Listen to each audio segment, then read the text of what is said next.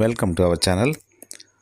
భక్తులు దేవాలయానికి వెళ్ళినప్పుడు గుడిలోకి వెళ్ళే ముందు గడపకి నమస్కరిస్తారు ఎందుకనేది ఒక సందేహంగా చాలామందిలో కనబడుతుంది.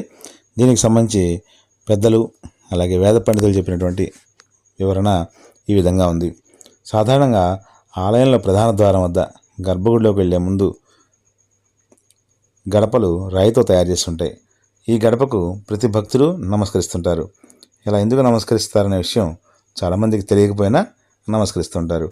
వాస్తవానికి ఇళ్లకు చెక్కతో తయారు చేసిన గడప ఉంటుంది. అలాగే ఆలయాలకైతే రాయితో తయారు చేసిన గడప ఉంటుంది. ఆలయాలకు రాతితోనే ఎందుకు గడప తయారు చేస్తారంటే ఈ ఆలయ గడపకు ఎందుకు నమస్కరించాలనేటువంటి ప్రశ్నలు కూడా పరిశీలిస్తే రాయి పర్వతానికి చెందినది. భద్రుడు అనే ఋషి భద్రం అనే పర్వతంగా, హిమవంతుడు అనే భక్తుడు హిమాలయంగా, నారాయణుడు అనే భక్తుడు నారాయణాద్రిగా అవతరించారని పురాణాల్లో చెప్తున్నాయి. ఈ భక్తుల కోసం భగవంతుడు కూడా ఆ కొండల మీదే వెలిశాడు. అందుకే ఆ కొండరాల నుంచి వచ్చిన రాయిని మలిచి ఆలయ గర్భగుడులకు గడపగా పెట్టారని శాస్త్రాలు చెప్తుంటాయి. అయితే ఈ గడప నిత్యం దైవాన్ని దర్శిస్తూ ఉంటుంది కాబట్టి ఆ గడప చాలా పుణ్యం చేసుకుంది.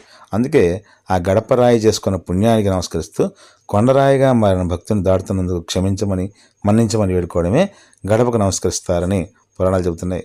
అందుకే ఆలయాల్లో ప్రధాన గడప తప్పకుండా కేవలం దాటాలని ఆధ్యాత్మికతలు సూచిస్తుంటారు.